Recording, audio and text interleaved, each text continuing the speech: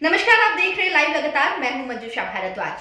आज हम एक ऐसे खबर आपके सामने आए हैं जहां पर आपको सुन के ये आश्चर्य होगा कि झारखंड में मुर्दों का इलाज होता है और उनके नाम पर पैसे भी वसूल लिए जाते हैं। और इस लिस्ट में झारखंड ज्यादा पीछे नहीं है, 5वें स्थान पर है। यानी कि देश के कई ऐसे राज्य हैं जिनका आंकड़ा निकाला गया और उसमें झारखंड 5वें स्थान पर है, जहां पर मुर्दों के इलाज के नाम पर बहुत मोटी रकम निकाली गई है। चलिए इस खबर को हम विस्तार में जानते हैं। जरा कल्पना कीजिए, एक मरीज अस्पताल में भर्ती होता है, इलाज के बाद ठीक होकर घर चला जाता है। अब दूसरी कल्पना कीजिए, एक मरीज अस्पताल में भर्ती होता है, इलाज शुरू होने से पहले ही उसकी मौत हो जाती है, लेकिन अस्पताल उसके नाम पर इलाज का पूरा बिल सरकार से वसूल लेता है। सुनकर चौंक गए ना? मगर यह कड़वी हकीकत है। आयुष्मान भारत योजना की, जिसमें झारखंड का नाम भी शीर्ष 5 राज्यों में शुमार हो चुका है, यानी कि जो लोग मर गए हैं उनके नाम पर पैसे वसूलने में। आज पूरे झारखंड में इस घोटाले को लेकर हड़कंप मचा हुआ है। विभिन्न ठिकानों पर छापेमारी की जा रही है। सूत्रों के मुताबिक इस घोटाले में बड़े बड़े नामों की संलिप्तता सामने आ रही है। बताया जा रहा है कि पूर्व स्वास्थ्य मंत्री बन्ना गुप्ता के पीए ओम प्रकाश के ठिकानों पर भी जांच एजेंसियां की नजरें गड़ी हुई है, वहां पर भी जांच की जा रही है। भारत सरकार की यह महत्वाकांक्षी योजना यानी कि आयुष्मान भारत का उद्देश्य गरीबों को मुफ्त स्वास्थ्य सुविधाएं देना है, लेकिन कुछ लालची अस्पतालों और अधिकारियों ने इसे कमाई का जरिया बना लिया।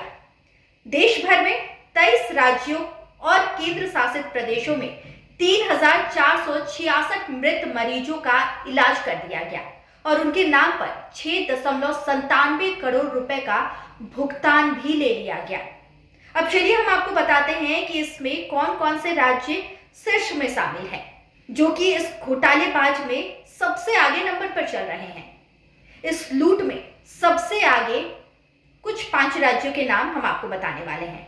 केरल पहला राज्य है, जहां 966 मृत मरीजों का इलाज दिखाकर 2.60 करोड़ रुपए निकाल लिए गए। दूसरे नंबर पे आता है मध्य प्रदेश, जहां 403 मृत मरीजों पर इलाज का फर्जी बिल बनाकर 1.12 करोड़ रुपए वसूल लिए गए।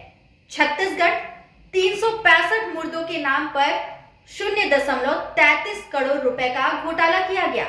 वहीं हरियाणा 354 मृत मरीजों का इलाज दिखाकर 0.54 करोड़ रुपए निकाल लिए गए। और उसके बाद नाम आता है झारखंड 5वें नंबर पर।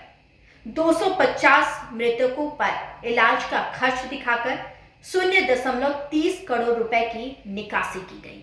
अब सोचिए, जब यह सरकारी योजना मृतकों का इलाज करने में इतनी सक्षम हो गई है, तो जिंदा मरीजों के साथ क्या हो रहा होगा?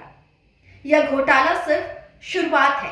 अगर अस्पतालों और बिचौलियों की मिली भगत से मुर्दों के नाम पर पैसा निकाला जा सकता है, तो कल्पना कीजिए फर्जी मरीजों के नाम पर कितना बड़ा खेल किया जा रहा होगा।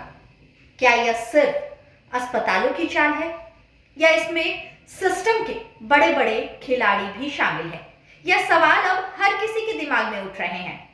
फाइलों में मर चुके मरीजों का इलाज करके करोड़ों रुपए निकालने वाले आखिरकार कौन हैं? क्या कोई सरकारी अधिकारी इसके पीछे है? क्या यह एक बड़ी संगठित रैकेट का हिस्सा है? और सबसे बड़ा सवाल, क्या इन पैसों की लूट कभी रुकेगी? आयुष्मान भारत जैसी योजनाएं गरीबों के लिए बनी थी, लेकिन अब यह घोटालों की खदान बनते जा रही है। आगे देखना होगा कि इस मामले में कितने और राज बाहर आते हैं और जांच एजेंसियां किन किन चेहरों के नकाब हटाती है।